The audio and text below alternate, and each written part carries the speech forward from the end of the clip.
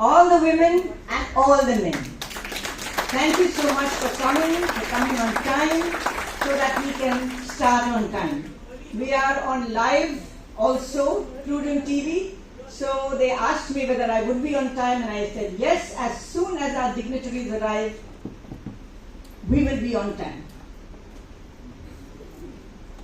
Justice Nivedita Mehta, our chief guest for today, Dr. Menika Guruswamy, our keynote speaker, who has come all the way from Delhi to address us today on this important topic of equality, gender equality for women. Senior Advocate Devidas Pangam, our Advocate General, thank you sir for coming. Senior Advocate Zilliman Coelho Pereira, President of the High Court Bar Association, under which we have this women's cell of which I am the chairperson, and we have got enormous help from the High Court Bar Association for this function. Thank you so much. All my advocate colleagues who have come here today, members of the staff, the High Court, teachers and students from different colleges who are here, the press, ladies and gentlemen. As I said, let me begin with a happy Women's Day to each and every one, to remind us of how special women are in our personal lives and how important women are to society. International Women's Day has its origins at the dawn of the 20th century, when in 1910, a lady named Clara Zetkin, a German women's rights activist, sought the right to vote at the International Socialist Conference. That was a long time ago. Half a century later, in 1977, the United Nations declared March 8th as International Women's Day. The theme for this year's International Women's Day is Accelerate Action. Towards what? Towards gender equality. That is our theme for today. Which means we must first understand the systemic barriers and biases that women face in their personal and professional lives, and then decide to address them with making necessary changes in our personal, in our professional lives, and in society. I expect that our keynote speaker, Senior Advocate Dr. Menika Guruswamy, a practicing lawyer in the Supreme Court and a champion of gender equality, will give us some ideas on how to achieve our goals.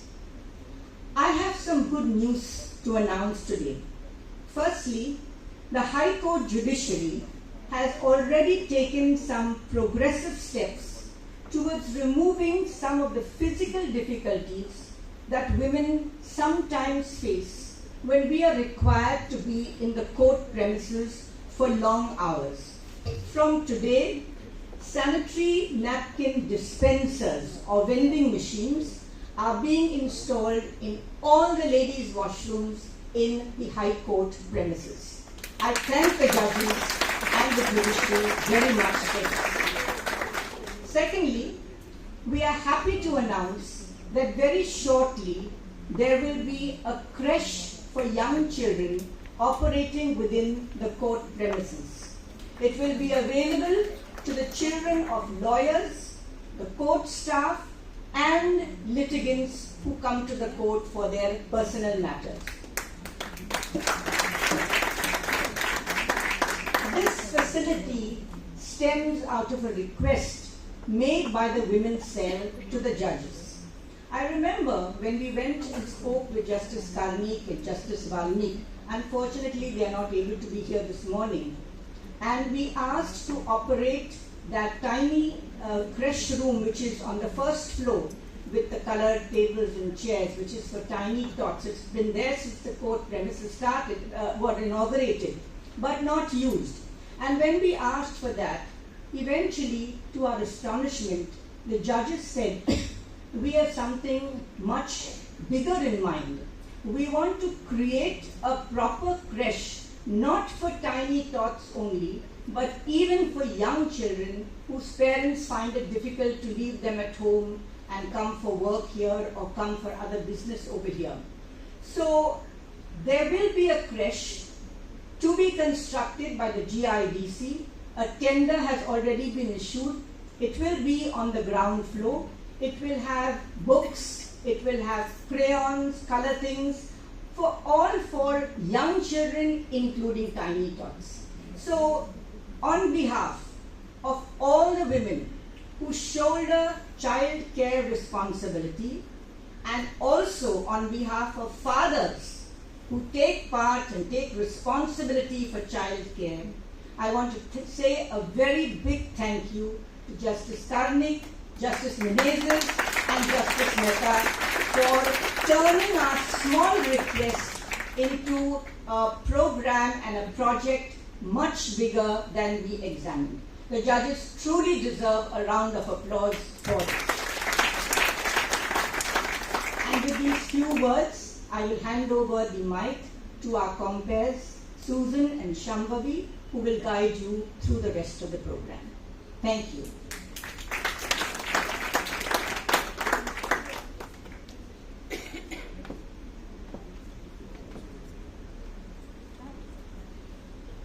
We will now have the lighting of the lamp. Light symbolizes brightness and prosperity. Just as the lamp enlightens the surroundings, may wisdom and awareness shine upon us. It is our honor to invite Honorable Justice Nivedita Mehta, Learned Advocate General, Dr. Maneka Guruswamy, the President of the High Court Bar Association, Senior Advocate Zinman Coel Pereira, Chairman of the Women's Committee, Senior Advocate Norma Alvarez, to do the honors. We will miss our guests of honor, Honorable Justice M.S. Karnik and Honorable Justice Valmiki Menezes, who could not make it for today's function.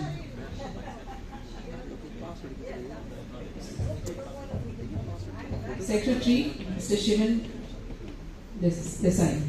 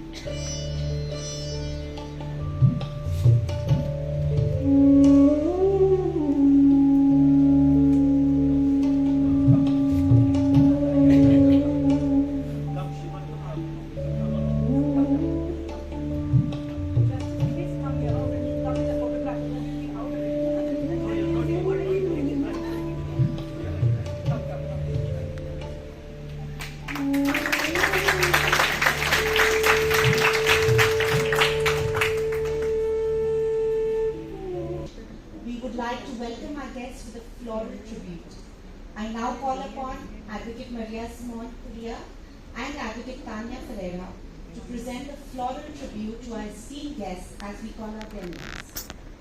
Kindly present.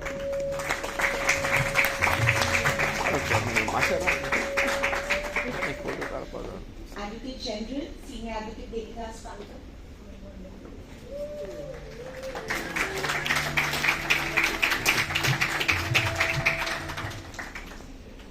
Our guest of honor, Dr. Maneka Guruswamy, Senior Advocate.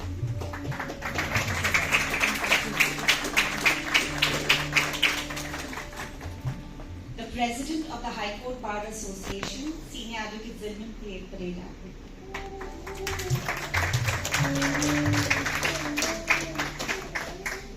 Senior Advocate, Ms. Arvindati Kaju.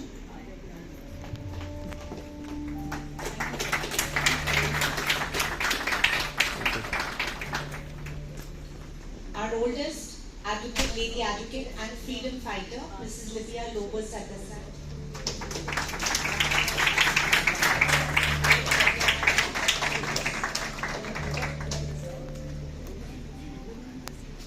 Judge and Member Secretary, Goa State Legal Services Authority, Ms. Shabnam Sheikh, Agram.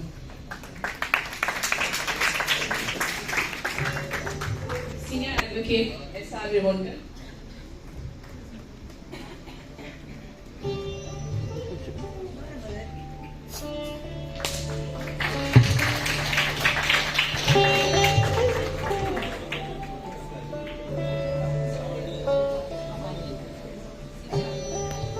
Senior Advocate Saresh Nutlekar.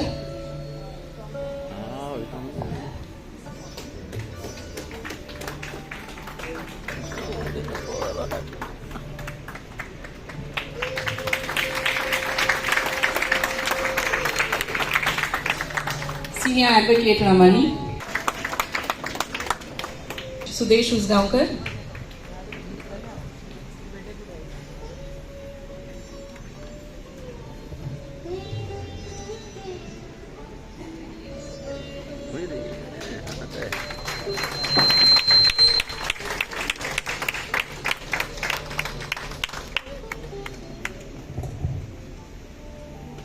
Justice Nivedita Mehta has consented to be the chief guest for today's function, for which we are very grateful.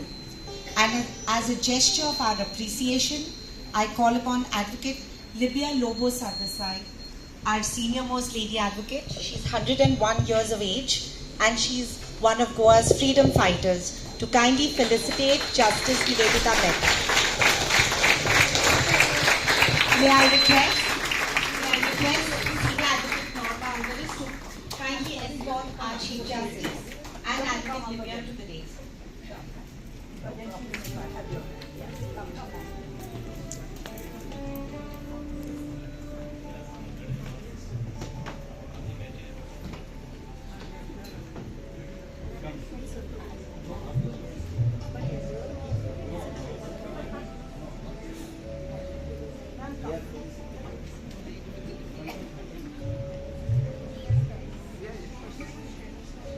May I say a couple of words? 1 minute.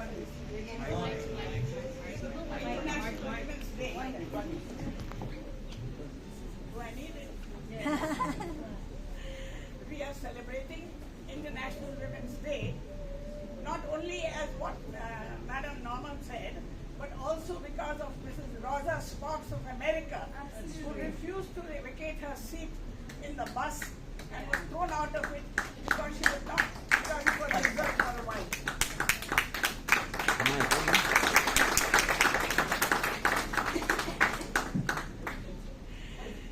And more than that, I would like to say what has always been my motto, what the teaching of our own barrister, Mahatma Gandhi, to the women of India particularly. He said, know the way, show the way, and go the way. That is what I have done. With these words, I have the pleasure and the honor of felicitating and welcoming Justice Mehta, our own Justice Mehta. It is the other way around.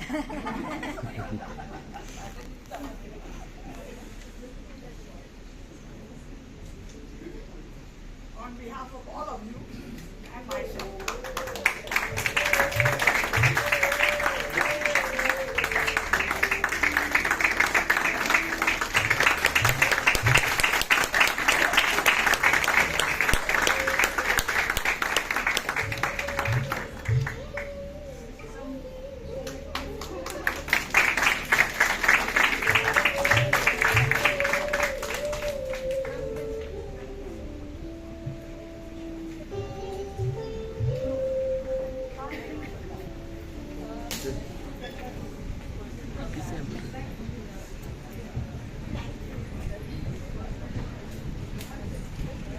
Lord, it's my privilege and honor to introduce the chief guest of today's function, Her Ladyship Justice Nivedita Mehta. Her Ladyship did her schooling from Mount Carmel School, Ajni, Nagpur, and later pursued her studies at Saraswati Vidyalaya, Shankarnagar, Nagpur. Her ladyship graduated in Commerce stream from Danvate National College, Nagpur. Her ladyship completed her legal studies from Ambedkar College of Law, Nagpur. Her ladyship was enrolled as an advocate on 16 September 1993 on the roll of Bar Council of Maharashtra and Goa. Her ladyship has had an extensive practice of 31 years in civil, constitutional, service, local and municipal laws, as well as labour and criminal laws in the High Court of Judicature at Bombay, Nagpur bench. Her ladyship has represented the government of Maharashtra at Nagpur bench in the capacity of assistant government leader and additional public prosecutor from 2013 to 2023, and represented the state government as an additional government leader and additional public prosecutor since 2023 till elevation. Her ladyship takes keen interest in sports and has represented India in handball game in Asian Games and Commonwealth Games.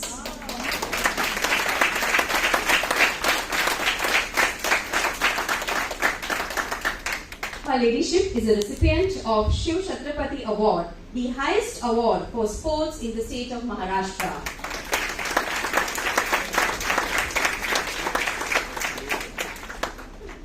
Her ladyship was elevated as additional judge on 25th October 2024, High Court of Judicature at Bombay. Thank you.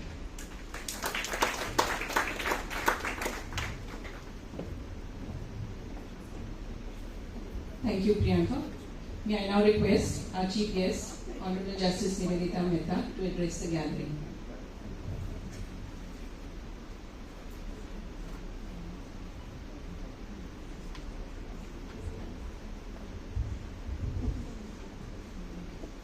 President of the Goa High Court Bar Association, Advocate General, Madam Ambulance, Madam Sir Desai,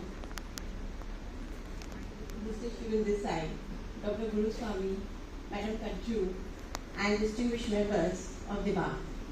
Good morning and this. It is my distinct pleasure to stand before you on this august occasion and share my views on a cause that touches upon all our lives. Before I proceed, I would like to take a moment to address my immense sense of gratitude in being able to stand here as a member of this institution. It is indeed a great privilege to serve the bench, but a privilege that comes with an inherent burden. It is from the example set by my brother Justice Karnik, Justice Menezes, that I have seen how painstakingly one must render this duty. It is from stalwarts of our profession, such as Dr. Guru Swami, that one derives inspiration to do one's best for this institution. The women movement is not a normal one. It is a centuries-old struggle that is marked by great personal cost, led by many champions of this cause. It is important to keep in mind as we stand here that we stand on the shoulders of those who came before us and made strides towards a fairer society. Pioneers such as Justice Fatima B, the First Lady, Judge of the Honorable Supreme Court of India, Justice Leela Seth, the First Lady Chief Justice of a High Court in India, and from our very own Goa, Padma Shri awardees, Madam Elveris, Madam Sadasai, and many other nameless faces who have carried this movement forward. This movement is also not a cause purely for women. It is a cause that demands the consideration of all our views as to what constitutes a just and fair society. It is an all-encompassing question that touches upon human rights, our collective and individual moral responsibility, and for us as servants of this institution, a forward push to invite gender equality as a legal necessity. Despite significant progress, in terms of legal framework, numerous women continue to encounter difficulties. We, the legal fraternity, as a collective, have the power to change this. It is a duty that we owe to society and ourselves. It is also imperative that we consider that not all change is possible through positive law, and therefore our duty is not limited to the professional sphere. It is the duty that we must always carry with us. I would like to congratulate Mrs. Vegas, Ms. Sawant, Ms. Sirsat, and Mr. Arun Pandey, your efforts have not only made a significant impact in your respective fields, but have also inspired countless others to follow in your footsteps. I and many others are very keen to hear Dr. Guruswamy speak, who has been a vociferous proponent of the movement for equality, and therefore I would like to conclude with my parting thoughts. The fight for gender equality is rooted in a nuanced and broad view of equality, one that transcends classification of equality as social or economic in nature, rather one that espouses these views but is not limited by them, one that enables true freedom of self-realization for every girl and woman free from the shackles of societal resistance. With this, I thank the Goa High Court Bar Association and more particularly its women's cell for giving me this opportunity and privilege to share my perspective. Thank you.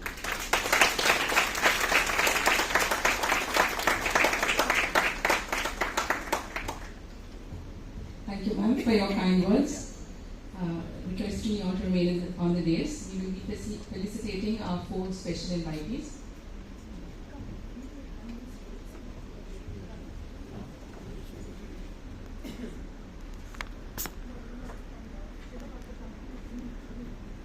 Celebration that aims to educate the society on the remarkable women's rights while celebrating the cultural, political, and socio-economical achievements of women and girls. Today, we would like to honor the contributions, the spirit, the resilience, and achievements of 4 very special people who we believe have championed the cause of women and girls and have made us proud. May I now request Advocate Simon to kindly escort our felicities to the dais. Ms. Auda Viegas, Ms. Norman Savage, Mr. Arun Pandey, and Ms. Sonia Sirsat.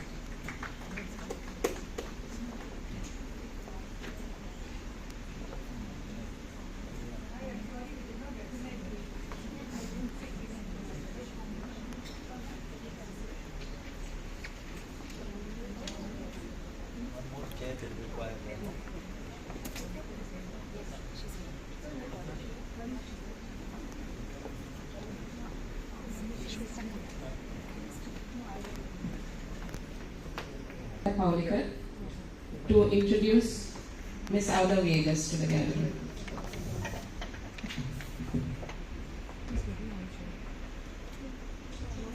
Three words sum up the career of Ms. Auda Viegas: educator, social activist, and founder of Bailanso Ekport. Ms. Auda, as an educator, did not restrict herself to teaching the curriculum in schools, but rather, having obtained degrees in counseling and criminology, she chose to engage herself in conducting awareness programs through the community legal awareness teams of the Karya Law College of Margao and the initiatives of the district and Taluka legal services authorities. As an activist, Ms. Auda's work is focused on women in distress. This led to her being appointed as the member of the panel for the rehabilitation of women under the Immoral Trafficking Prevention Act, a member of the Juvenile Justice Board for Apna Ghar, and a chairperson and later a member of the Posh Local Committee of the South Goa Collectorate. Bailanso Ekport, the organization she founded for women, children, and the environment, is now 32 years old. Its most recent initiatives is the One-Stop Center for Women in Distress in South Goa.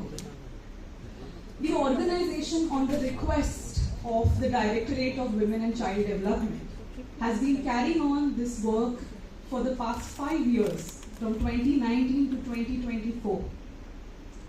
Rescued women are provided with all the assistance they need to help them get back on their feet again.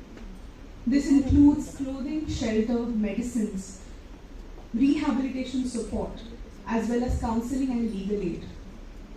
Victims of violence are provided support through rehabilitation programs as well as transport facilities to and from hearings in Panjim. Notably, the organization over the past 5 years under the initiative has handled 2,029 cases. Astonishing work, barely compensated by the government. For this distinguished, dedicated service to society, through her organization and her work, we honor the founder of Bailanso Ekot, Ms. Auda Viegas.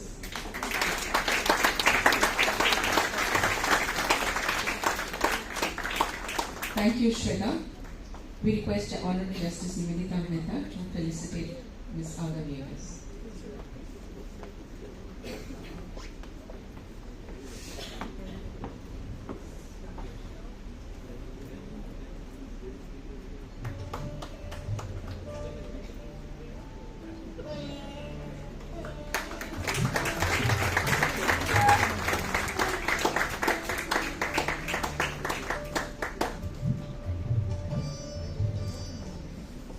May I request Ms. Auda Viegas to say a few words?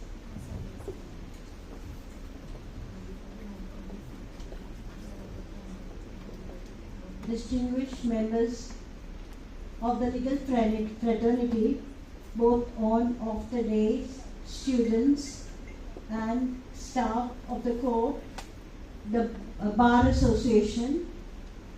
Thank you, I'm humbled by being honored because my struggle for justice and equality over the years, over the past 32 years, I feel fulfilled today because on this day, 8th March, I am being honored at the hands of a distinguished judge and you who are present here. I am so happy to see that there are lots of legal students as well present here. And we have expectations of them. We can't always put our gun on somebody else's shoulder and shoot. We all need to rise up to take up the cause of women and children. Personally, for the environment, I've gone to jail 10 times. That was one of the aims of my organization. And I've survived, and I would like to see more and more people come up to stand up for their rights. It was long ago that women needed someone else to fight for them. But today I feel that each one of us is empowered and take up the cudgels for your cause. You can't always put your gun, like I said, on somebody else's shoulder and shoot. I'm really honored to be in your midst and to see that my work, my humble work which I've done silently without much show. Though I've been awarded by the Government of India and the government, so many awards I have, but today's felicitations is a culmination of my struggle. That's what I feel. And I thank my friends, all of you, because I've worked with most of you. I thank you for this honor. Thank you very much. Thank you, ma'am, for your wonderful words. May I now request Advocate Misbah Sheikh to introduce Ms. Naman Sawant.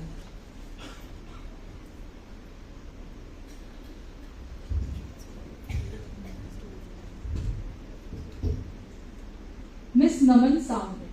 Ms. Naman Sawant has had a varied career, from a school teacher to an assistant in the PWD, to a researcher at the National Institute of Oceanography, where she lived on a boat for 120 days doing her marine research in the Andamans. In between, she was and has been a journalist with the Pudari newspaper, writing numerous articles on women's issues, youth and social traditions under the column Dhaloge Bhai Dhalo. Her interest in the literary field, especially in promoting the regional languages, is well established, as she is the founder member of the Sahitya Manthil Sattari, an organization which promotes literary movement in rural areas. And she is also a member of the Konkani Advisory Committee of the Sahitya Academy, New Delhi.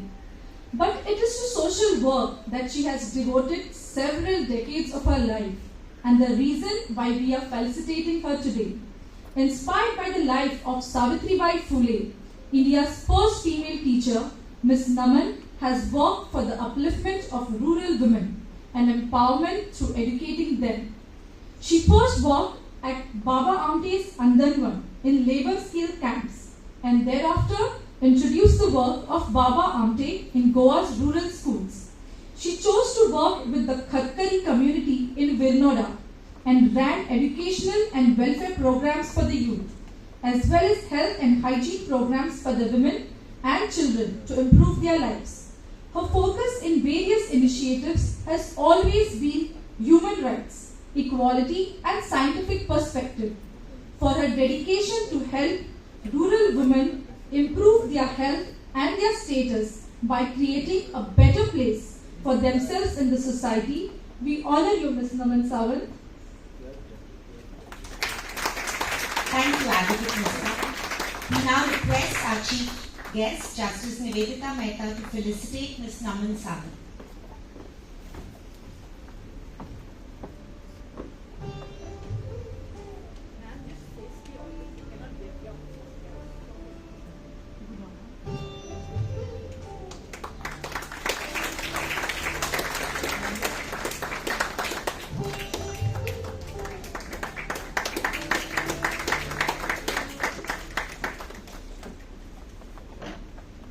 I now request Ms. Naman Sawant to say a few words. नमस्कार. Thank you so much. खूप व्हडले केल्यात तुम्ही म्हाका. ज्या कामा खातीर हे felicitation मेळ्ळा बरोवन येयला म्हाका. I am sorry. Thank you बा. Thank you miss. Thank you कॅरली.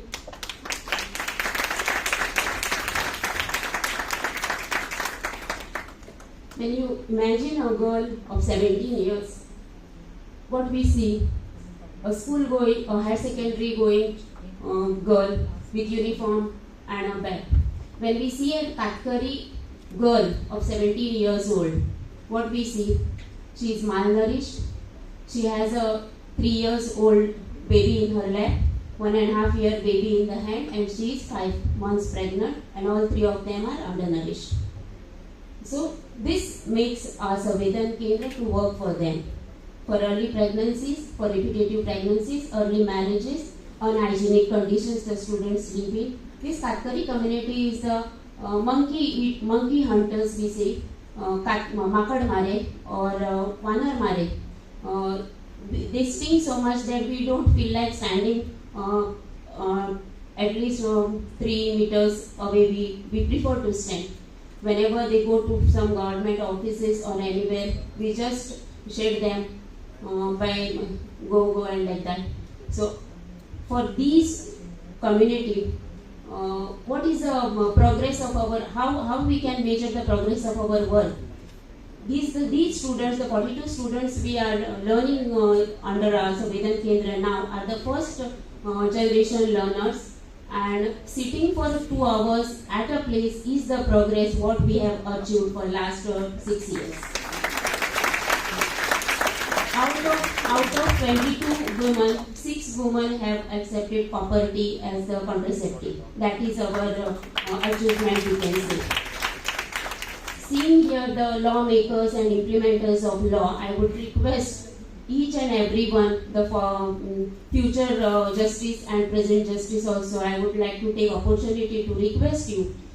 The rural woman is suffering for so much with all Rudi paramparas like widow discrimination and disrobing, not only women, even man. Disrobing order has been issued long back, but the implementation of this order is too far, I think. Social reformation takes place very slowly, with the speed of crocodile, with the speed of tortoise maybe, not even tortoise, maybe the speed of snake. But this change can be accelerated with the better implementation of laws, and these laws are our strong, shastra, like we can use, the social reformers can use the law as a strong support for our opinion, what we can put up in front of villages. disrobing and widow discrimination at the time of death of her husband and for the long term till her death. For both the discriminations, we stand. I think the law should come fast so that this discrimination stops, because we respect the girl or the lady with the husband so much, and we disrespect the lady without husband so much. So the existence of husband is the only criteria for the respect of woman. We are living in the 21st century, and we see existence of husband as the respect criteria for woman. I think this we should somewhere it has to stop. So I appeal all the lawyers, advocates present here to please implement this law and do the justice to one and all. Happy Women's Day. Thank you so much.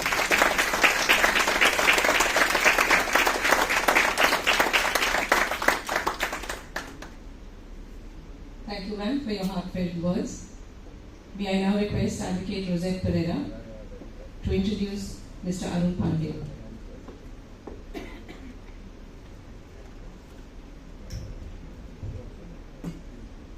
Mr. Arun Pandey is a law graduate and a postgraduate in criminology and correctional administration from Tata Institute of Social Sciences, Mumbai. His decision as a young researcher at the Tata Institute of Social Sciences to get involved in a national study on sex trafficking in India changed his life forever. He came to Goa and founded Anyay Rahit Zindagi, or ARS, which means Life Without Violence. ARS is an NGO which has been working in Goa since 1998 on issues related to commercial sexual exploitation and child sexual abuse. Besides being involved in the prevention, rescue and rehabilitation of victims of child sexual abuse and commercial sexual exploitation, ARS has gone one step further and experimented with a variety of business enterprises that the women can take up so that once relieved of this life of sexual slavery, they can stand on their own feet again. One of the best known enterprises of ours is Swift Wash, a laundering business that is run by and for women. Many hotels and business enterprises in Vasco support this venture. Mr. Arun Pandey has contributed to the drafting of the Goa Children's Act and the Prabhat scheme for the rehabilitation of the victims of sex trafficking. ARS was awarded Best NGO by the Government of India in 2011 and the Nari Shakti Award by Government of India in 2014. In 2023, Arun Pandey was honored as Anti-Trafficking Activist by the National Commission for Protection of Child Rights. We honor Mr. Arun Pandey for his efforts beyond the call of duty that he has rendered to society, standing by women who are helpless and are often despised for no fault of their own, and for showing them the way to be able to stand on their own feet again.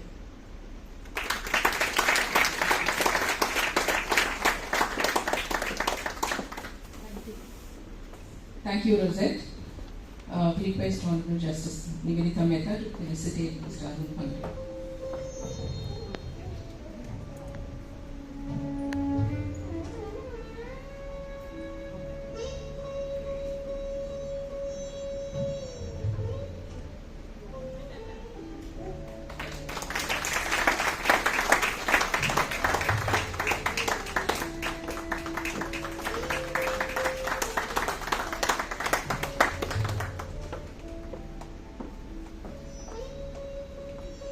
May I request Mr. Arun Pandey to say a few words.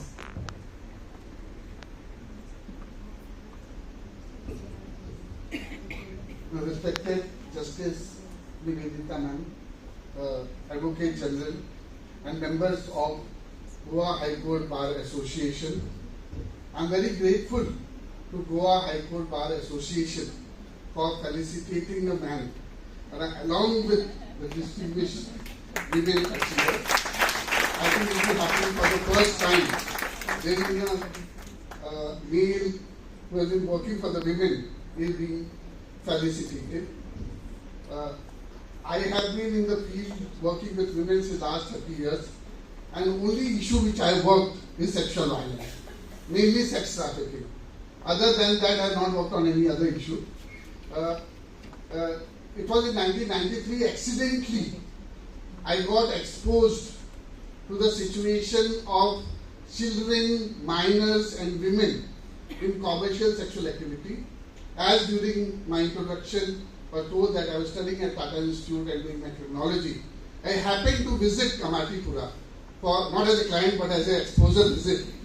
And there for the first time I saw that the children, women were being commercially sexually exploited, and openly women and men were soliciting customers.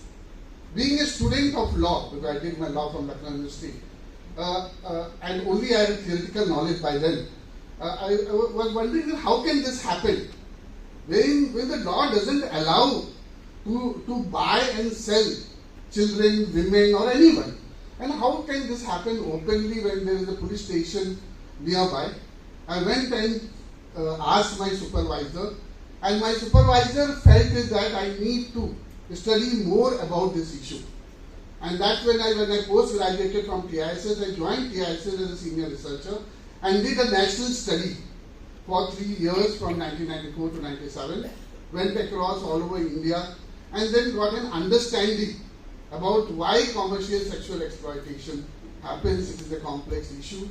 Post the study, our team members, we designed a model called Mukti model, which we felt if implemented properly, we will be able to make a difference.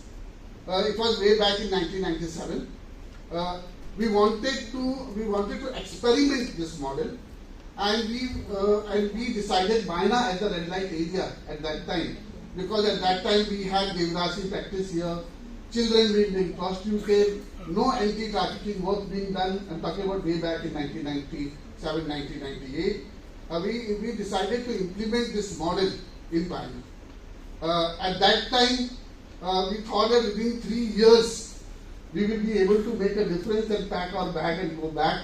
But it's nearly 25 years. Still, we continue to work on sex trafficking. If you ask me, has the phenomena changed much? I will say no, it has increased more than we are able to control. But there are various reasons for that. But anyway, one of the major reasons we find is that this issue is misunderstood. I don't think there is any other issue which is about which people have so much misconception. Generally, we see as the oldest occupation. We don't accept it as the oldest crime against children and women. What is also important is that we see women in this occupation as those who are responsible for this. We don't accept that the women are being forced in this, and it is the men who have the choice to visit them or not to visit them. We don't accept that it is an organized crime which is happening because there is a demand for commercial sexual activity. But we continue to blame women and children for this. Yes, this is happening because of caste, class, gender, regional biases, and also because of corruption, and most importantly, that we have not understood what is the law of the land. Because the law very clearly defines it as an organized crime, and all the activity which contributes to trafficking is defined as serious offences. But we in India, instead of taking action against the client and the trafficker, we continue to prosecute the victim all across the India. If you see, ma'am, most of the cases booked are under section 7 and 8 is against the victim and not against the client or the trafficker.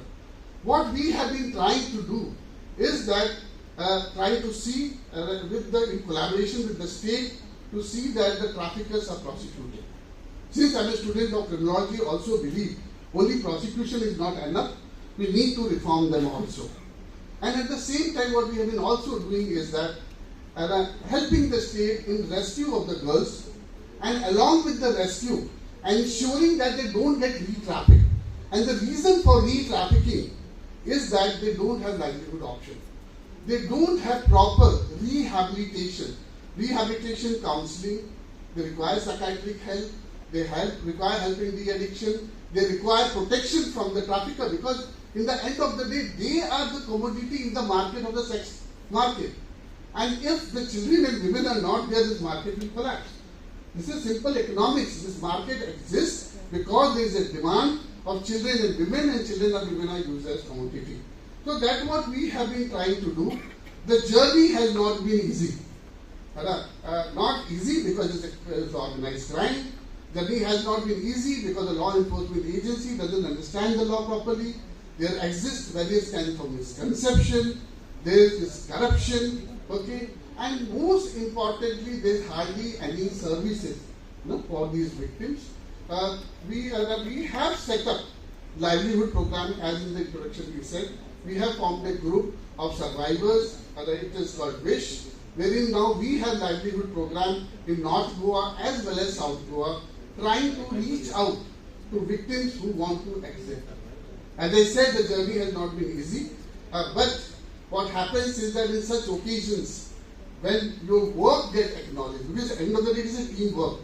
Though I have been invited here to be felicitated, the last 30 years is not me. There is a team which consists of more women than men who have been working towards making a difference. We do feel satisfied when we are able to enable exit of women and children from commercial sexual exploitation. But I'd like to say that thank you so much. This kind of acknowledgement of the work on sex trafficking, the appreciation by the legal fraternity means a lot, not only to me, but my team, because this gives us courage and encouragement to continue our work to fight against this organized crime called sex trafficking. Thank you very much. Thank you, Mr. Pandey, for your enlightening words. We are truly grateful for your commitment to the cause of women and girls. May I now request Advocate Soumya Raghu to introduce Ms. Sonia Sirsat.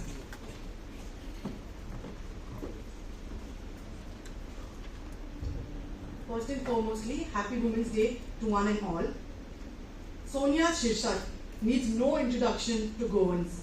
She's been called the ambassador of Goan music to the world. She specializes in singing fado. The word means fate or destiny. It is a semi-classical Portuguese form of songs about love, longing and nostalgia. Sonia has been singing fado professionally for the last 22 years and has performed in 16 languages and in 19 countries. She is rated as the best fadista, that is singer of fado, of all time in India. Few know, however, that she also has a law degree, having done a master's in law from the B.N. Salgaonkar College of Law, and she was a professor of law for some time. Today, however, she prefers to teach music through her project Fado di Goa. She conducts classes of fado to over 300 students. Sonia is such a popular figure among the youth in Goa that she's been appointed as the state icon by the State Election Commission for the last 4 elections. She is the winner of numerous national and state awards, including the prestigious Ustad Bismillah Khan Yuva Puraskar from the Government of India and the Yuva Srujan Puraskar from the Government of Goa. We honor Sonia today for her achievements in single-handedly rising to the very top of the music profession and for showing us all that being a woman is no handicap when you have the depth and determination to nurture your God-given talent to its fullest. Sonia has made all women in Goa proud of her achievements, and we, the women's cell of High Court Bar Association, are truly honored that she accepted our invitation to be with us today. So this is all that I practiced, but I wanted to know what kind of song she sings. So whilst I was preparing this in the morning and straightening my hair, obviously, I played her songs on YouTube, and that is something that if you've not heard of her, you should go for it and give it a year.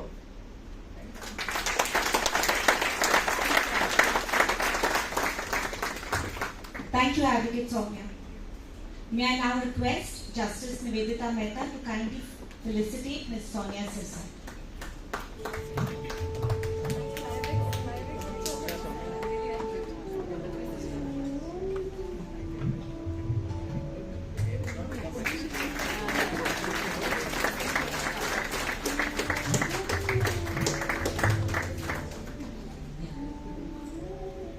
May I request Ms. Sonia Sirsat to kindly say a few words, and maybe like Advocate Soumya has heard you, we would love to hear you sing a few words for us too.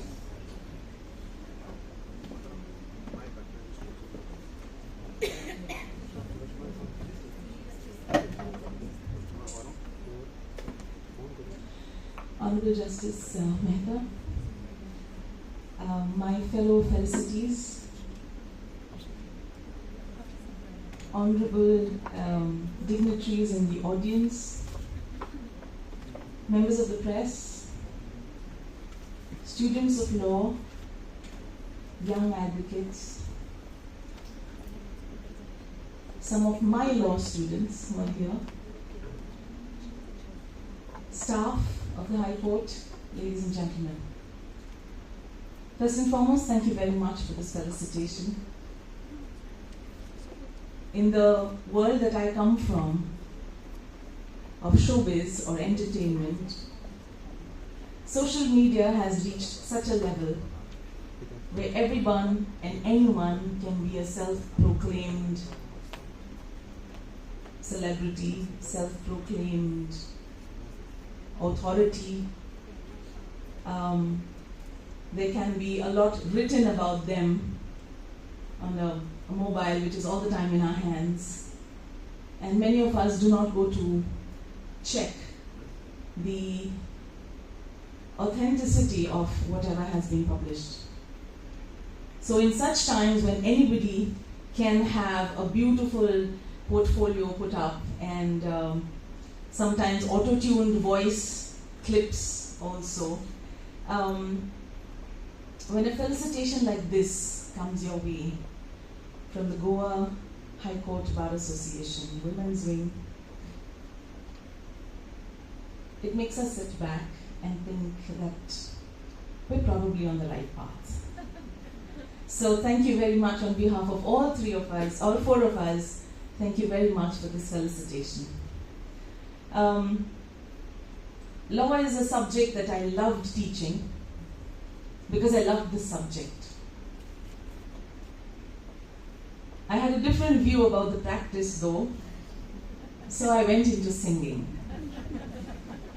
I did teach law for 4 years, and a few weeks back I was in the High Court premises for something else, and I saw a lot of my students parading because they had cases and they had work, so it was so nice to see all of them. Some of them are here today. And then when I took a step into music and I started teaching music, I realized that there's a lot of work to be done there as well.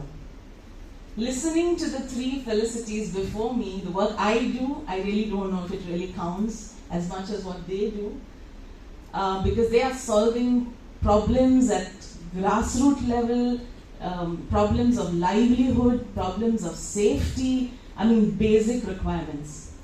What I'm working on is protecting something that is required, and that is our culture. We talk about the Fado, and why do we talk about the Fado in Goa? Because it's been living here for over a century. It might be in a foreign language, doesn't matter. But it's been living here, and therefore it's loved by the people in Goa, so we need to protect it further.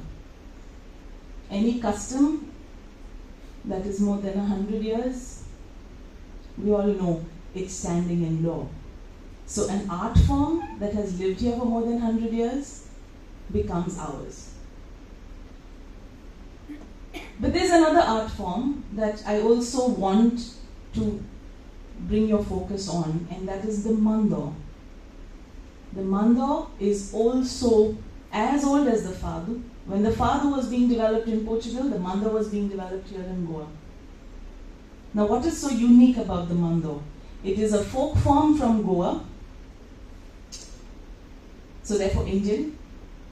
It is in Konkani, so therefore Indian, but it's based on Western music. Usually a folk form is in the local language, local music, local culture. But Mando is in Western music, not Indian music. But it is Goan, it's Indian, it's Konkani. And that is what makes Mando so unique. Fado has been recognized by UNESCO as Intangible Heritage of Humanity in 2011. I hope Mando will follow soon. Thank you very much, ladies and gentlemen, for this felicitation. Thank you. And I would like to invite my student, not my law student, my father's student, Advocate Shervin Correa, to help me present before you a fado, which is in Portuguese, as all fado is, but this one has Konkani lyrics by the great poet of Goa, Manohar Rai Sardesai. So I would like to sing the Konkani one for you. It's called Sopon.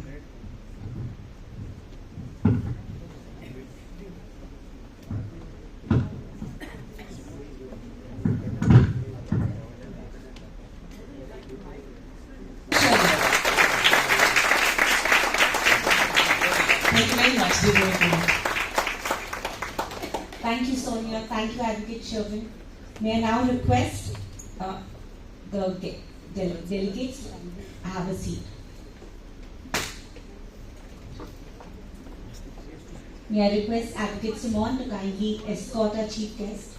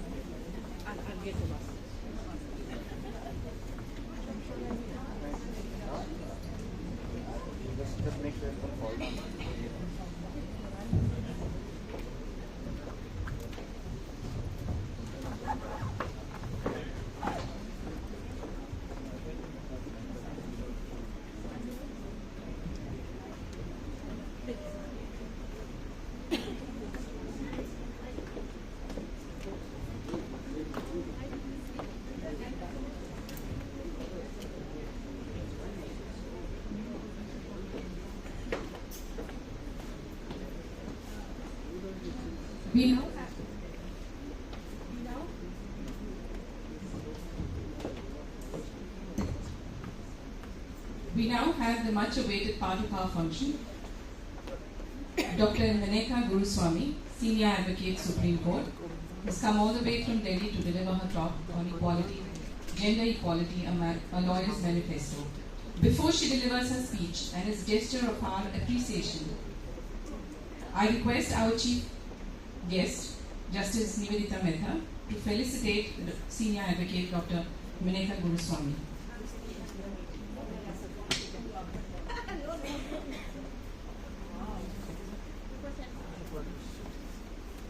I request the Senior Advocate and Chairperson of the Women's Committee, Mrs. Norma Alvarez, to present the gift to our keynote speaker, Senior Advocate Dr. Meneka Guruswamy.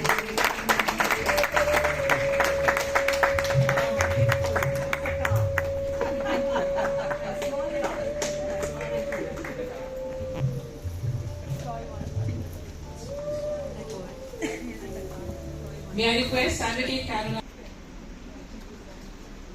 request Advocate Caroline Colasso to introduce the keynote speaker.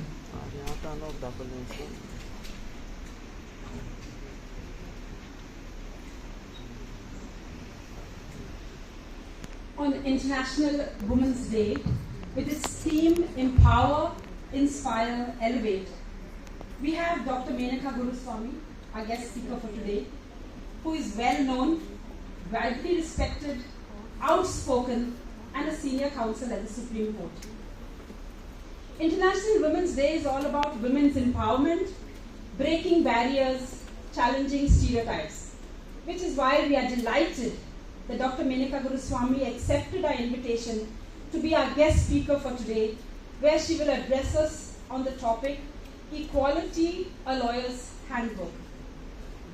In her practice at the Supreme Court, Dr. Guruswamy has been involved in a host of complex litigation cases, including the Delhi excise case, which involved alleged manipulation of alcohol pricing by the then ruling state government, the Augusta Westland helicopter case, which involved alleged corrupt practices in defense procurement, the well-known 2G Spectrum case, and the landmark challenge to Section 377 IPC, which the Supreme Court eventually struck down Section 377, thus effectively decriminalizing same-sex relations between consenting adults. Dr. Guruswamy is well equipped to fight such battles in terms of her academic qualifications. From her early beginnings at the National Law School, Bangalore, she went on to acquire a doctorate in law and a master's in law from Oxford University and a master's in law from Harvard Law School. She taught at the New York School of Law and has held various academic positions in leading universities like Yale, Columbia Law School, and at the University of Toronto's Faculty of Law. She has written extensively on law and was the co-editor of the book Founding Moments of Constitutionalism.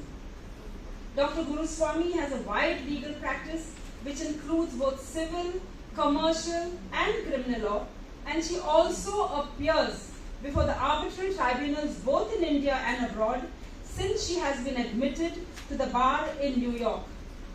Interestingly, Dr. Guruswamy has an active sports law practice, representing 35 state associations and 700 district associations in a key football litigation at the Supreme Court of India concerning suspension of the All India Football Association by FIFA. Accolades and awards she has aplenty. Noteworthy among them are the Jefferson Medal in 2021, which is the University of Virginia's highest honor in law, and incidentally, she was the first non-American to receive this honor. In 2019,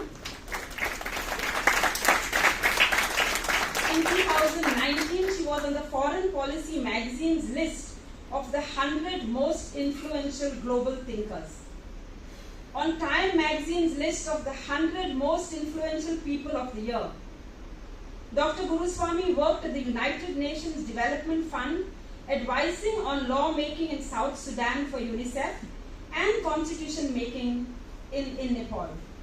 So we all look forward to hearing Dr. Menaka Guruswamy on her topic, Equality, a Lawyer's Handbook. Thank you, Advocate Tanya. May I now request Senior Advocate Menaka Guruswamy to kindly deliver the keynote address.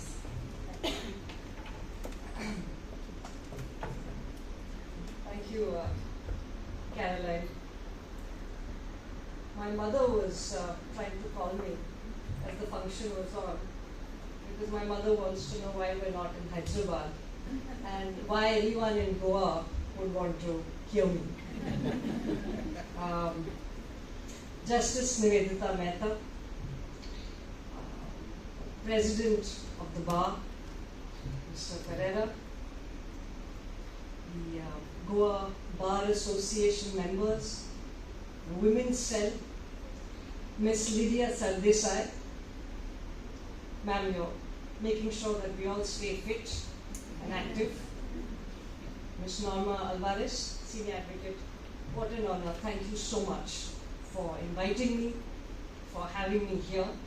And to all of you who've come here today on a fine Saturday morning, to of course witness these 4 extraordinary Goans who are felicitated, whose inspiring work makes me believe that it's one of them who should be giving this talk and not me. But thank you so much for coming out on this lovely Saturday morning in Goa.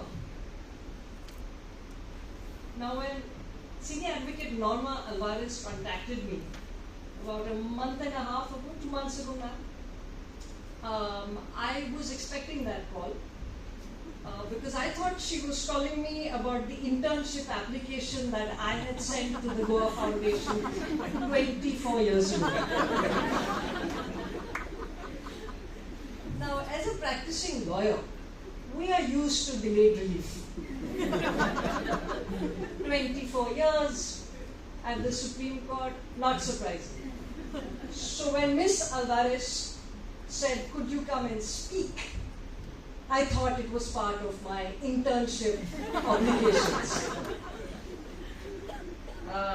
So just think of me as a middle-aged intern at the Goa Foundation. Thank you, Ms. Alvarez, for the invitation, and to the Women's Cell, and thank you for everything that you've done and that you continue to do. We all know, of course, that in 1987, the Goa Foundation, which wasn't the Goa Foundation at that time, had filed the first public interest litigation in Goa.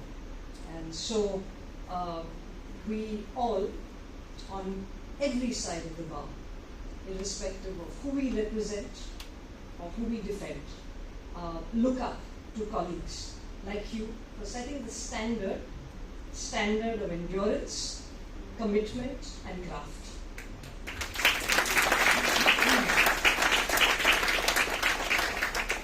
Now, Sapon is a very nice way, ma'am, to think of equality. Not just love and romantic love, but also of equality. Because on this fine Saturday, which is also Women's Day, and happy Women's Day to all the women and all the men here today.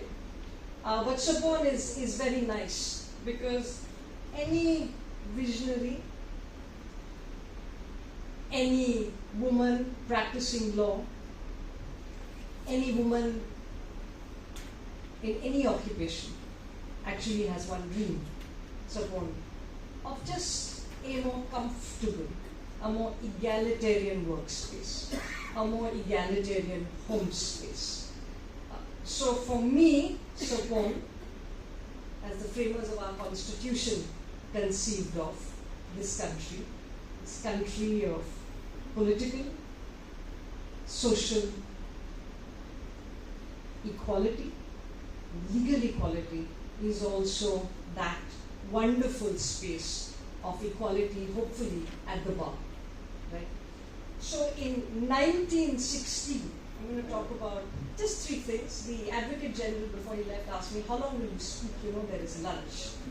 So I promise you, this is a short talk, and you will all comfortably eat lunch. The journey of women practicing law was never a given. In 1916, Regina Guha, it's a name we should all remember, male practitioners of the law and women practitioners of the law. Regina Guha challenged the fact that the reins of the legal profession were in the hands of men alone, and she submitted an application to be enrolled as a pleader, which was rejected. In 1921, a second challenge came from Sudhanshu Bala Hazra, who wanted to be accepted also as a pleader.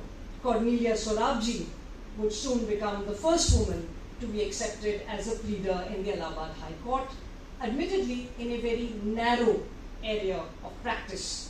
We'll talk about it. 1923 is a very important year for women who practice law and men who practice law with us, because the Legal Practitioners Act, by an amendment, which is the Legal Practitioners in brackets Women's Act, removed the ban on women practicing law.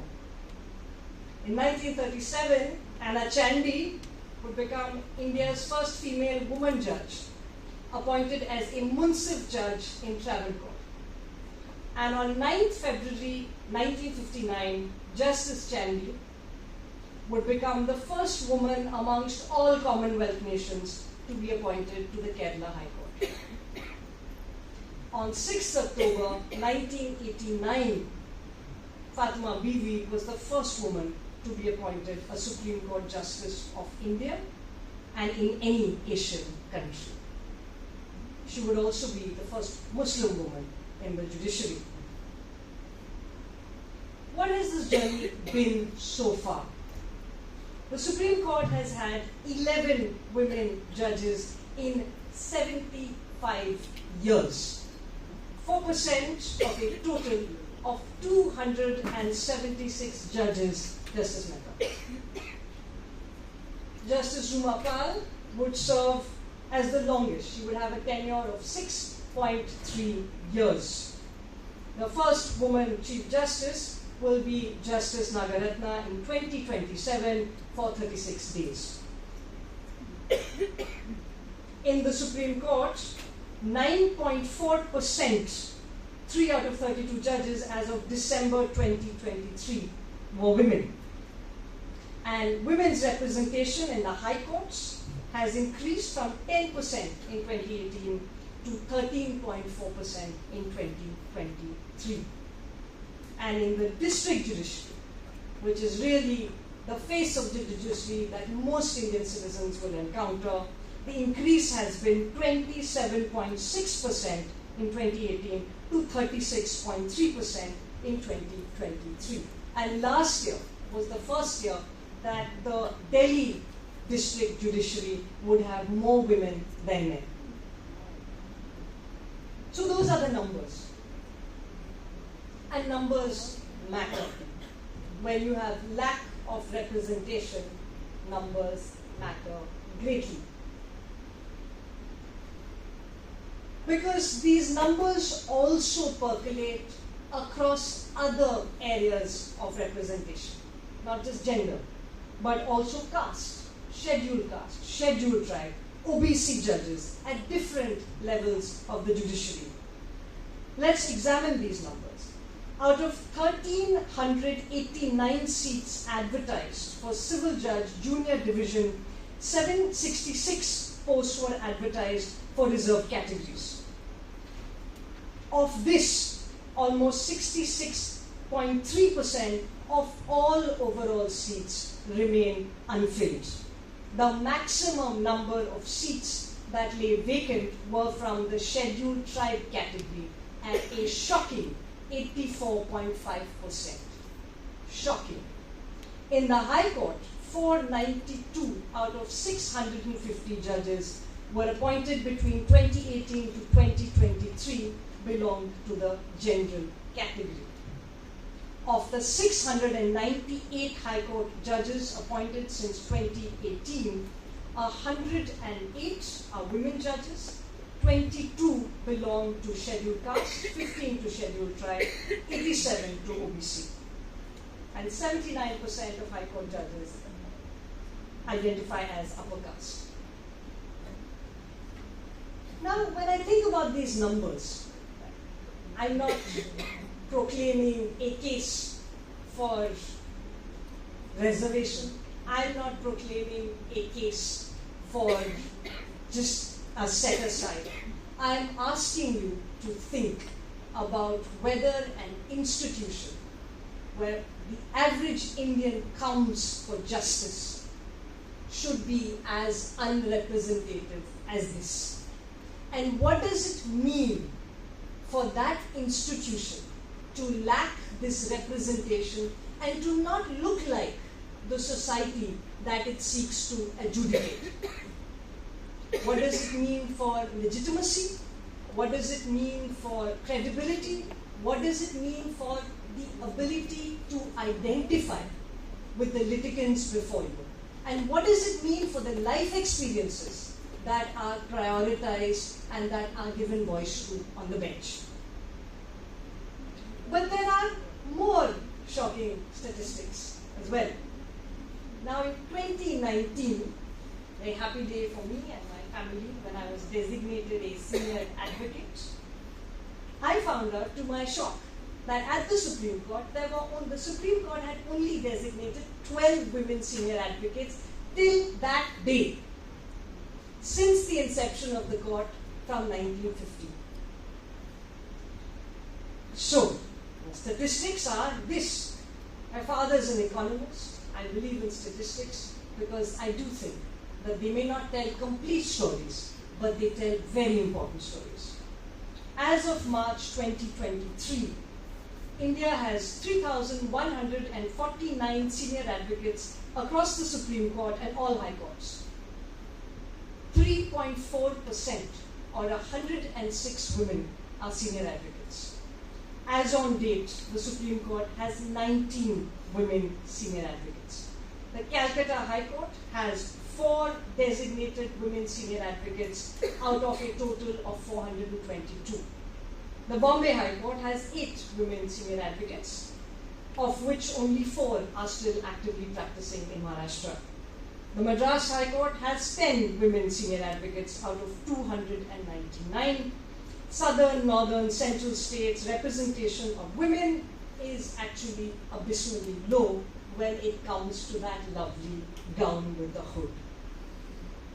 Now, my family is a little different. We are a family of 4. We are 2 seniors and 2 minors.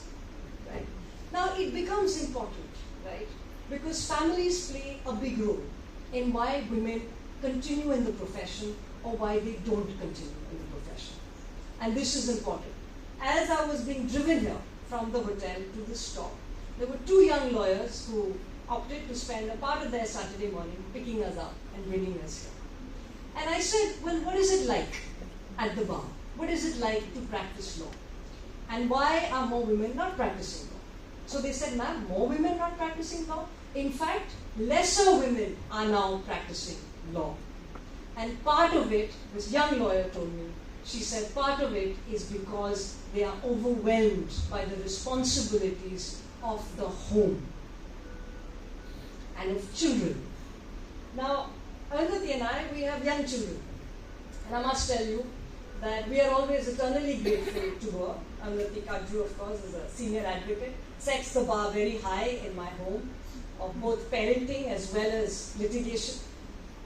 But we are very grateful to Goa for other reasons as well. We have often visited Goa with our kids, and both our children saw the ocean for the first time in Goa. It was also the last time both our children were silent. Since then, they have been talking non-stop. So for us, coming back to Goa is always a pleasant experience because it is like a second home for our family. But the reason why I bring up families is because without navigating the complexities of the home, of parenting, and of families, without that, women will not continue to practice law. And the big loss we see at the bar is women between the ages of 30 and 40 or 45. Those are the child-rearing ages. And without there being more equality in the home and an equal partnership in the home, you will not have women sustaining and persisting at the bar. So perhaps the most important choice that a young woman lawyer will ever make, apart from the choice of your senior, 2 of your juniors, Priyanka actually brought us here. So apart from this choice of a senior, the most important choice you will make is that of a partner. A partner who supports your occupational choices, a partner who will share work in the home, and a partner who will actually encourage you to continue to practice law. Because the practice of law between judges, clients, solicitors, adversaries, adversarial litigation is, shall we say, not for the faint-hearted. And it is certainly a profession for women.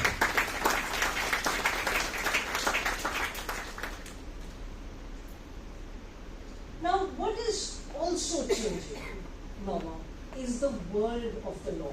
And you have a lot of law students here. What is also changing is that the CLAT, the Common Law Admission Test, has highlighted a shift in preferences. In 2024, 57% of the candidates who took the CLAT, who appeared in it, were girls, compared to a decade ago when there were only 32%.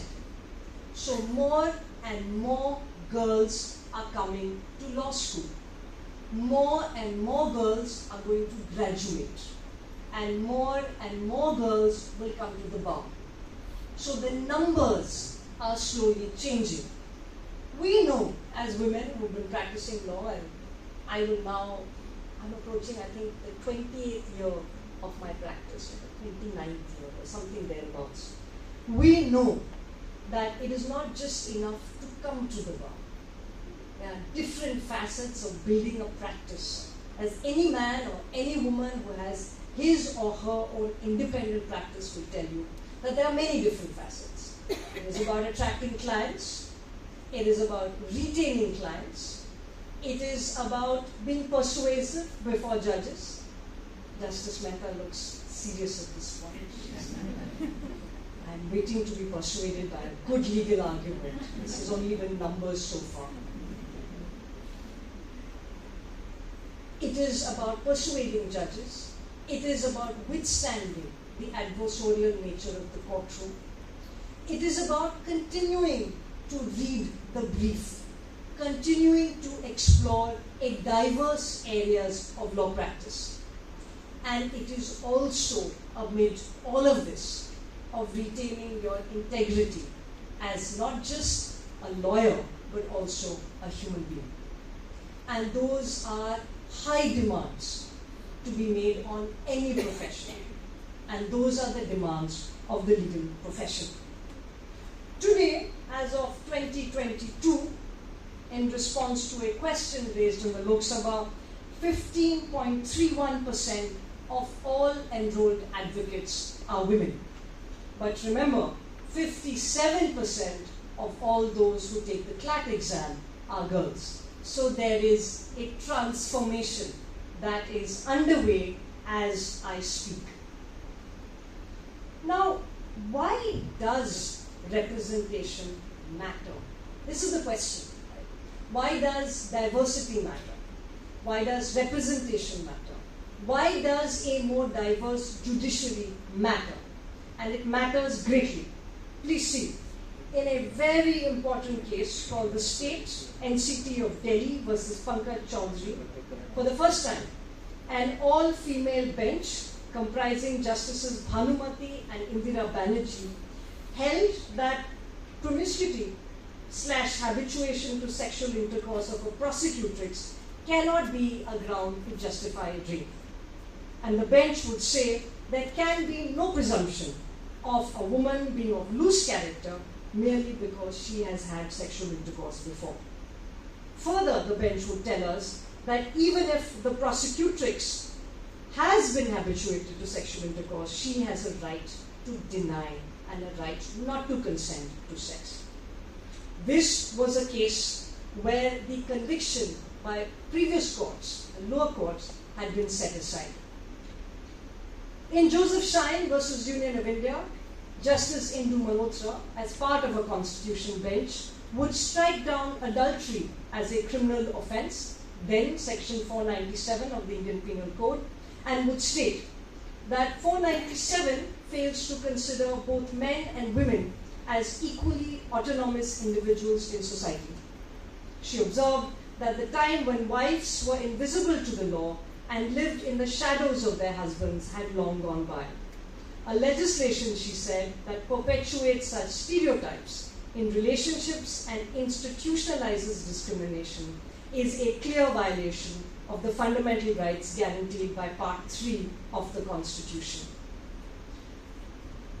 Justice Malhotra would also give a widely read dissent in the famous Sabrimala case that this same Constitution bench would give.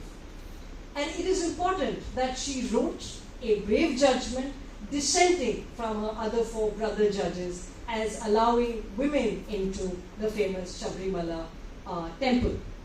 I think both these judgments of hers are equally important because it is important to have this diversity on the bench, a diversity in the context of gender as it pertains to sexual offences, but a diversity of opinion even in the context of faith as it pertains to cases that go to a constitutional court.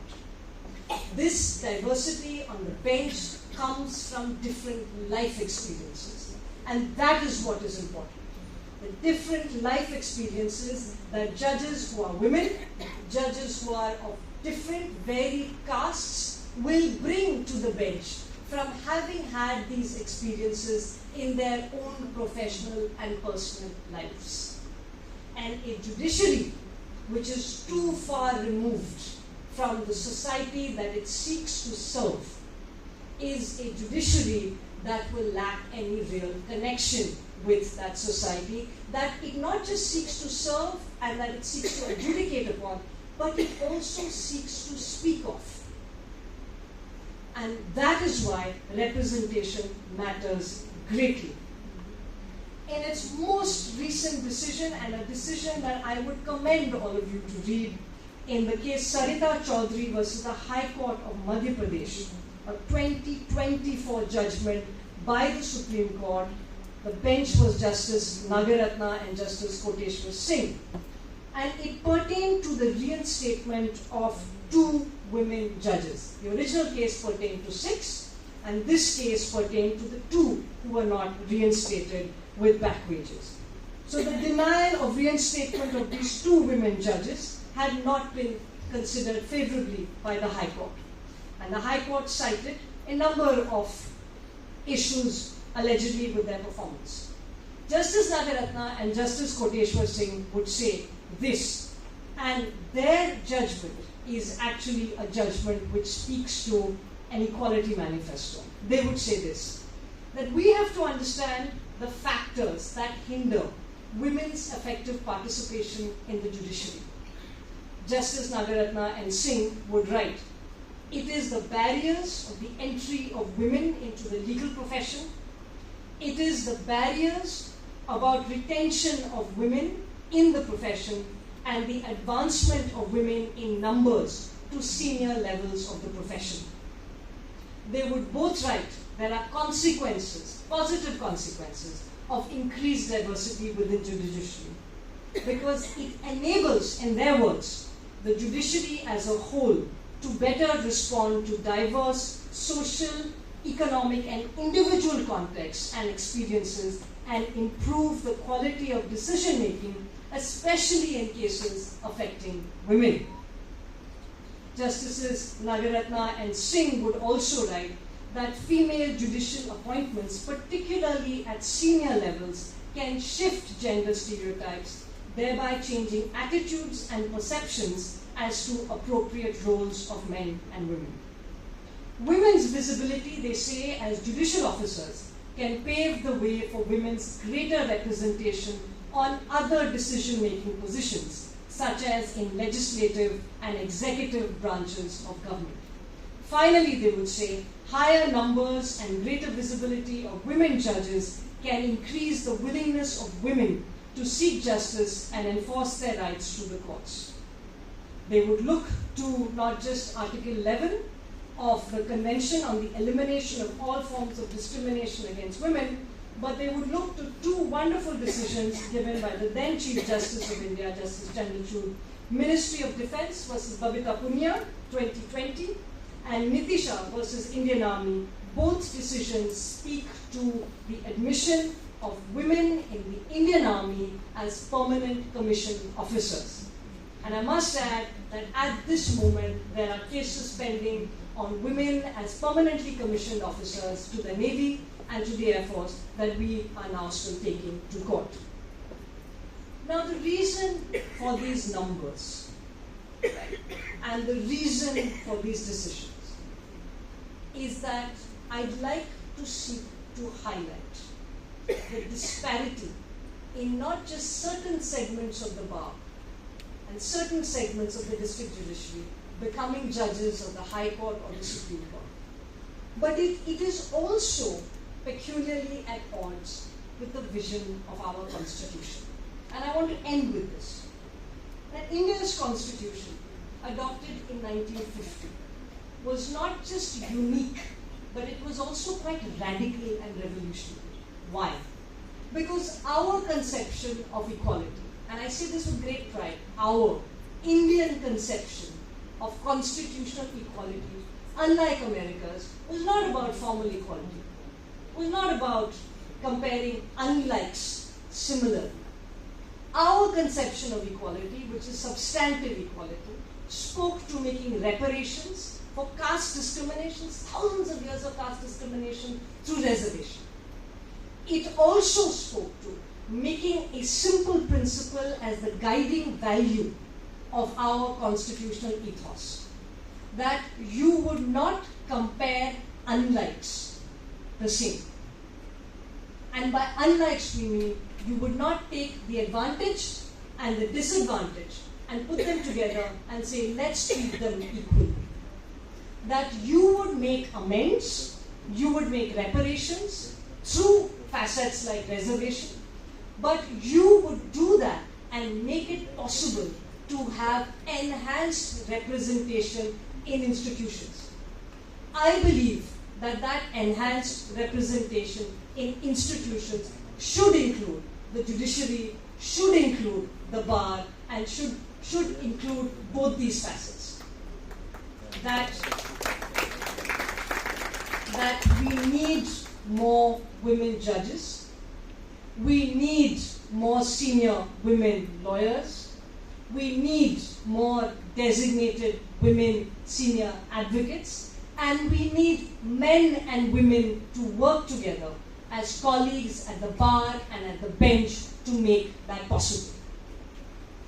In 2019, when I became a senior advocate, it was a shock to me that there had only been 11 or 12 before me.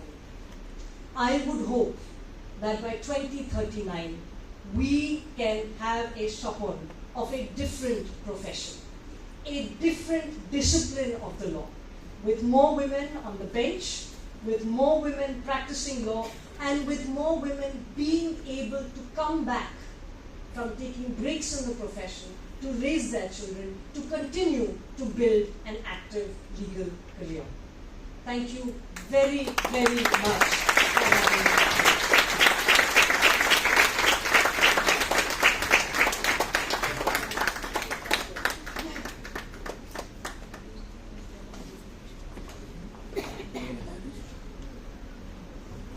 Thank you very much, Menaka.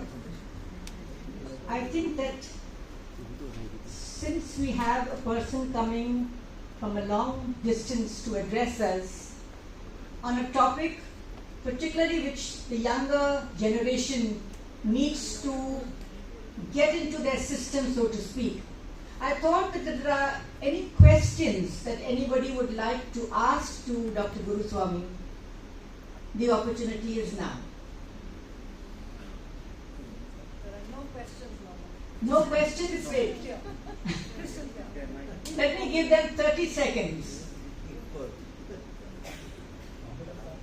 No questions from the students? Thank you. There. Just give a mic to me. You don't get such opportunities often. So please think, students, if there is anything else anything that you'd like to ask. Good afternoon, ma'am. My name is Sankalp Gaonkar. I am from Sankalp Gaonkar. I am from VM Sargagar College. So my question is that today you have said there are many hindrances, there are many barriers for women to enter into law profession. So here there are many senior lawyers. Here there are many aspirant lawyers, the young generation. So what can we do at our level to ensure that more women can participate, more women can freely enter this profession? Yeah. Thank you. What year of law school are you in, Sankalp? VM Sargagar College of Law. And which year are you? Fourth year. Fourth year, so one more year to go. One more year to go. See, I think that's a lovely question, right? The barriers to articulating yourself as a woman start early. Right? They start in law school. You'll see all the hands that go up in law school are mostly men. Shiva is just shifting a little uncomfortably. It's mostly men. And the women who ask questions, I used to be one of them, are kind of, looked at a little strangely. Oh, all the women lawyers who practice happens in court too. Yes. Sorry, what is your name, ma'am? Amira, happened to you in law school? Priyanka ji, must have happened to you also. Norma, no, nobody dared. Norma, strangely. The Advocate General and the President of the Bar is being very silent. The real thing is it starts in law school. And I'm actually sure it starts in school. You know, it's very interesting, Norma. We have a daughter and a son. Now, in the younger years, you'll actually see that girls are very strong, sturdy, articulate. They're like little gundas. Daughter is a little gunda. The UP Gangsters Act was made for her. The legislation of one. Right? But as they get into middle school and high school, something seems to change. I asked a friend of mine, who's also a senior advocate, a woman from Karnataka, so what happened? And she says, by the time your daughter will get to high school, what is important changes? What is she wearing? What does she look like? What is the role she's playing? The pressure starts young. There is study after study that shows that social media is particularly harmful for the mental health of young girls. More than young boys. Young girls. So the question is not what is happening just in the courtroom. The courtroom reflects the society that it's a part of. The question is what is happening in your own home. How many of you are telling your son and your daughter, you can do anything you want. You can be anyone you want. So I think it has to start early. We hope you will implement that sankalp in your own classroom in year 4. Okay, more questions. Nobody has any more. Oh yes, ma'am. Yes.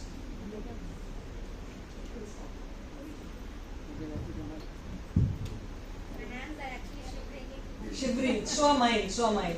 Mine are sweaty also. I had to wear a jacket. Norma said, no, just shirt. Right.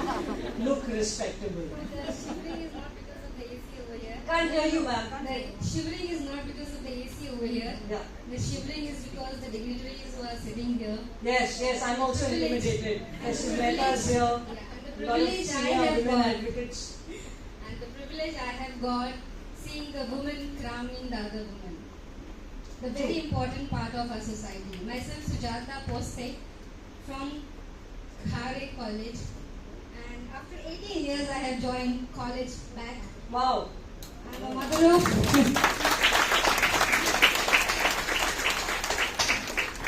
I'm a mother of 2 sons. My son is sitting for a 10th board now. Wow, scary.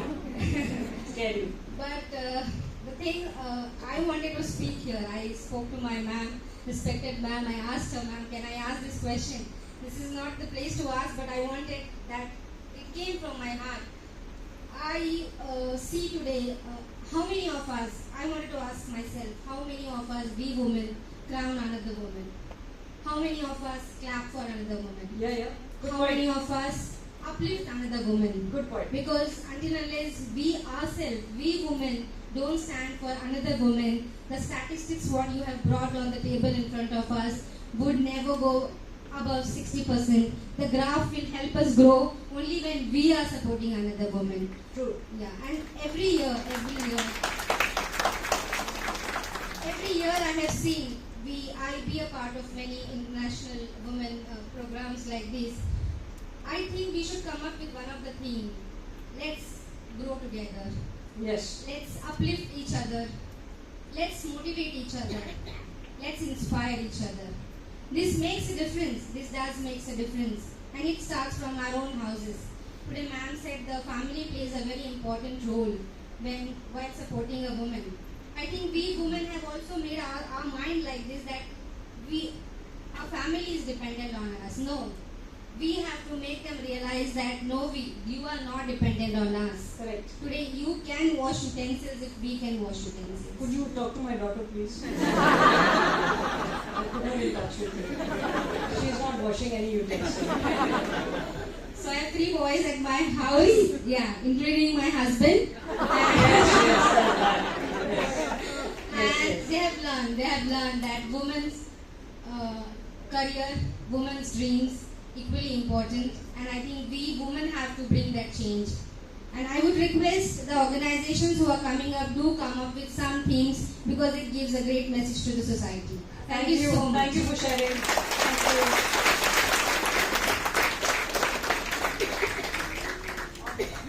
On the same lines that she was talking, I always find that, you gave the statistics of a large number of women who are competing at the CLAT exams and so on. And many of them become lawyers, they come to court, you see them all as juniors, but they eventually end up carrying files back and forth. At the most asking for an adjournment, at the most saying I'm holding for somebody else. What comes in the way of these young women, brilliantly talented, who take exams? And I remember my early practice at the High Court. I had a case where the police department was recruiting candidates, and there were X number of seats, and there were 5 reservations for women. But the organization which I'm a part of, Bailan Society, we said some women wanted to compete in the open category, and they were not being allowed. They were told you have to compete in the reserved category. So we went to court, and Justice Bhatta was there on the bench. And then he said, Mrs. Alvarez, as it is, you girls in the exams of the 10th, girls top the list, girls stand first, girls take all the career. What will our poor boys do if you compete in the open category? So I said, well, we think we are good enough. He says, you're better than good. That's my worry. Well, anyway, he gave me the orders that I wanted and so on. But that is the problem I find. A lot of women study, they top the list, they come up, they come to court, and then they fade away. I have in my office, in the early years, I remember, we had young women, and then of course they get pregnant to have a baby. And I always told them, take your leave, take 2 years if you want, nurture your baby, and come back. I myself came back to the law after 10 years, 3 boys, and then 10 years.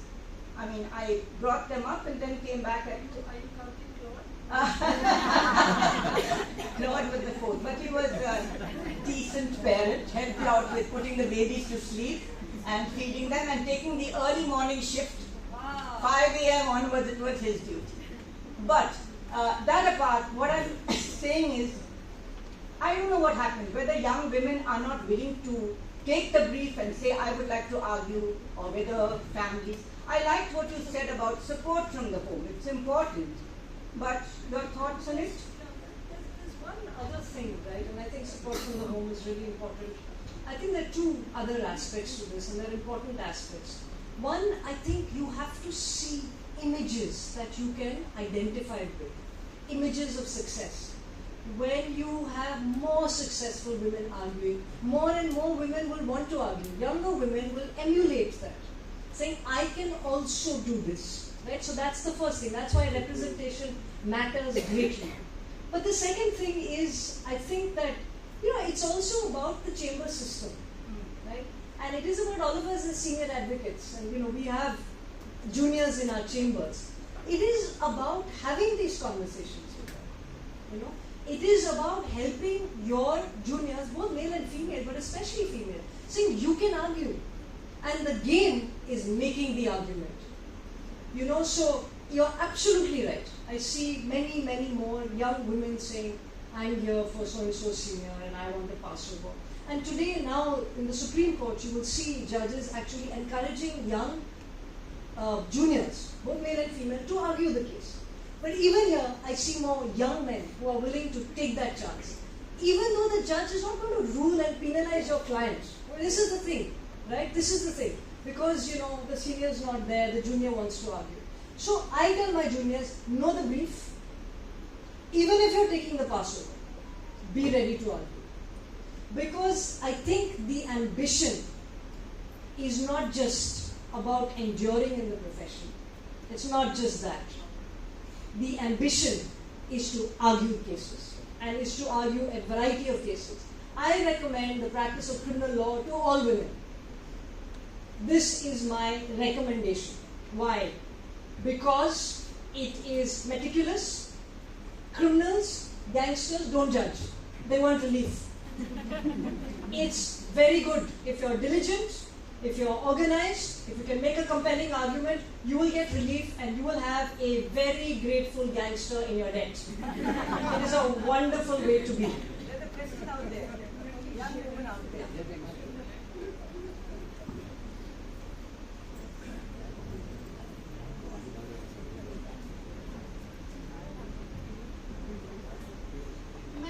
Hi, what's your name? My name is Joshel. Joshel. Joshel. And I am a student of PM Salvakar College of Law. Ma'am, I wanted to highlight one of the things that we were discussing over here. What are the difficulties that we face when we want to come up? One of the difficulties which I have faced personally is that even if I have an idea, I want to go ahead, I want to talk about women's thing, about POSH, I find it difficult to get permissions from the authorities, because even if I am convinced as to what I want to do and how I want to do, I have to convince them, and by the time I come to convincing them and by the time they are convinced, the authority gets changed. Yeah. And then the entire process. Yeah, it happens in district courts too. They just keep getting transferred. You made a whole argument. No, look, it's hard, right? I mean, now the Supreme Court has a gender sensitization committee, which addresses cases of POSH. It's in the Supreme Court. And I think the idea behind it is that every High Court must also, I don't know, Norma, if the Goa High Court, so it's now every High Court, and I'm on that committee, and we work with different High Courts. But you know, this is a work in progress, right? Obviously, we hope that administrations and law schools, where there are so many women today, would be more responsive. But you know, you are part of the change that is happening. Look, you've stood up, you've made the case. Two people from the same law school. Here's your ally. Meet each other, have a conversation, and make a case to your authorities. Yes. Yes.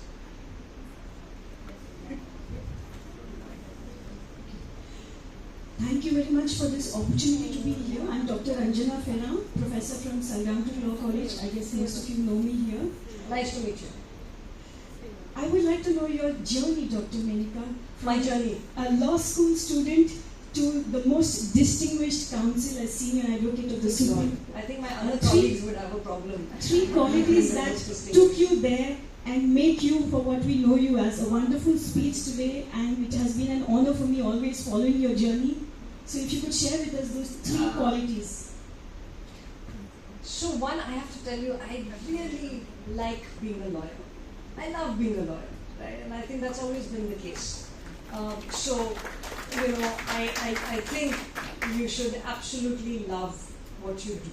You know, whether you are a lawyer or a doctor, it helps to love your occupation that much. I think that's the first thing. I think the second thing is that you cannot, absolutely cannot give up. And you cannot back down. You will win, you will lose. And by that I don't just mean cases. I mean moments, clients, briefs. You know, this is an ongoing journey. But it's important not to take it too personally. It's important to know that you are fabulous. Right? So I think that's the second bit of it. And the third bit of it is very, very, very important. Pick the perfect partner. I cannot highlight this enough. I cannot highlight this enough. Right? So I am extremely lucky. You know, Arunati is not just a distinguished senior advocate. She is not just a better counsel than I am, a better parent than I am. But you know, the fact that you have someone who is in your corner all the time, I think is hugely important. Hugely important. So I think that is also very important. And I think the last thing, and this I learned from my own senior. My senior was a senior advocate from the Bombay High Court. Ashok Desai would become Attorney General of India. And the one thing that he taught me, I went to work for him when I was 19 years old. 19 years old. And I learned many things from him. Godcraft, books, painters. He showed me a book on Sousa. And the first book I read on Sousa, you know, that he taught me something so important. Do not over-celebrate victories, because you will deeply mourn the losses. Detachment from what you do, and I know it's very hard, is incredibly important. And do it with a sense of humor. He was hilarious, and I'm not bad at cracking jokes. Okay, there's a lady there who put up a hand. Hello, this is Garvita from Indian National University of Legal Research and Education. Very impressive. Okay, so my question would be, we often hear that women need to work twice as hard to be just taken seriously, particularly the need to be assertive. So do you believe those numbers are changing, or any changes coming on? You still have to work twice as hard. There's no question. You know, we are trying to change things. We are trying hard to change things. But, you know, it is going to take time. And you have to also walk the path. You have to come to the bar. You have to argue cases, not take passovers, not carry files. Carry your own files, argue your own cases. So it is going to take time. But it is changing. It is changing. Look, let me be clear. I don't have to belabor this point. I am not the norm in any jurisdiction of lawyers. Any jurisdiction, I am not the norm. I am a designated senior advocate. My partner is a woman. We have 2 children. We are both designated senior advocates. We have great practices. So if my story is possible, your story is possible. You have to believe that. And then you have to take ownership about the space you occupy as a lawyer. That's the point. You may have to work twice as hard, but the lesson is, do not give an inch. One last question. Last question. Now from Shivan. Shivan. I have to give it to. Yes. Yeah, first and foremost, very well spoken. Thank you. I can't let you go without Nice suit, this Shivan. question. So, with your vast experience internationally, you've been an alumnus of reputed international universities, and you practice international jurisdictions, developed jurisdictions. Just to get a sense of where we are on the topic that you spoke on. Yeah. Internationally, what's the scenario we're looking at? Is it an international issue? And just to get a sense of where we stand today in the most developed jurisdictions, what is the scenario? No, thank you for that question. I must tell you that I have known Shivan. Shivan, when did we do that lovely case together? 10 years ago. 10 years ago. 2013 actually. 2013. Shivan, I argued a case at the High Court, the old High Court. So, not this new beautiful High Court, the old High Court. And Shivan and I worked on this case together. Look, you know, obviously in other jurisdictions, right, like especially developed jurisdictions, there are certainly more women judges, there are certainly more women lawyers. But these issues of juggling home responsibilities and, you know, unilaterally juggling home responsibilities and work responsibilities are across the board. If you talk to German lawyers or a German constitutional court women judges, they will tell you the same thing, right? I think the question is, what are the interventions we're making as a profession to support women? The creche is a wonderful intervention. Flexible working hours is a wonderful intervention. How do we bridge that gap that women take off to when they have young kids? These are important interventions. Justice Chandrachud actually thought at some point that virtual courts enable more flexibility for women to be able to argue cases, right? So I think it is all of these things. In many developed jurisdictions, there are many more support systems. For instance, in Germany, paternity and maternity leave are both taken. So I'm not just talking about the law. It's across the board, across occupation. So what are the legislative interventions that are necessary? What are interventions at the bar that are necessary? So a instructing lawyer who is a good friend of mine is a single parent, and he's a father. He lost his wife. Now he has a daughter who's about my son's age, so she's about 7 or 8. And he said something so interesting. He said, you can't have the creche just for kids up to the age of 6. What happens at 7, 8, 9, 10? And it can't just be for women. I am a single parent. That's what he said. You know, he introduced himself to my son as I am both mother and father to my daughter. So this is burdens on both sides. Right? This is burdens on both sides of the spectrum. So it is about systemic changes both at the level of the bar, and we are a guild at the end of the day. I mean, that is what sets apart the bar. That we are a guild, we are here for each other. Younger colleagues can expect to be mentored and supported by us who are older at the bar. Right? That is part of what we are expected to do. But these sorts of interventions to change the legal profession, to make it more supportive, have to be made. Yeah. So thank you, Menaka. I think we have got more than our money's worth out of you. Brought you here, made you speak and answer our questions and so on. But thank you very, very much for your very enlightening talk and for giving everyone the ways and means by which we ourselves can change. The world is changing, and I believe changing for the better. In terms of gender equality, in terms of women coming forward, a vast, vast change from when I started practicing. But it takes yourself to come forward. No one's going to give it to you. With all the best intentions, your seniors will still perhaps not give it to you unless you say, I want it. I will argue this brief. I will practice it before you. I will give you my arguments. Please tell me if I have to say anything further. And there is a very encouraging bench generally for young people. So we have a bright future to look ahead. It's a steep climb, hard, not going to be without working twice as hard. I work twice as hard also because I'm not sure. Against me are ranged 8 people on the other side and I'm one. So I got to think what 8 other people will say. So we work very hard, but it gives us immense satisfaction. And I like what you said about taking victories and failures with the same equanimity.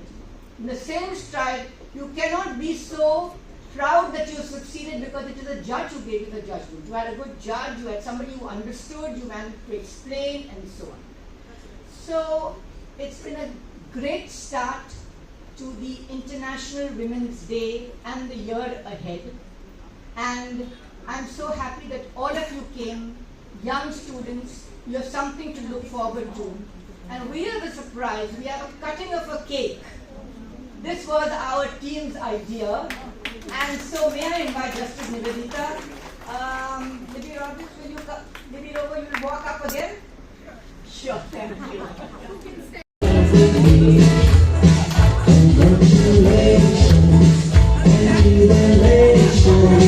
I want the world to know I'm happy. Thank you.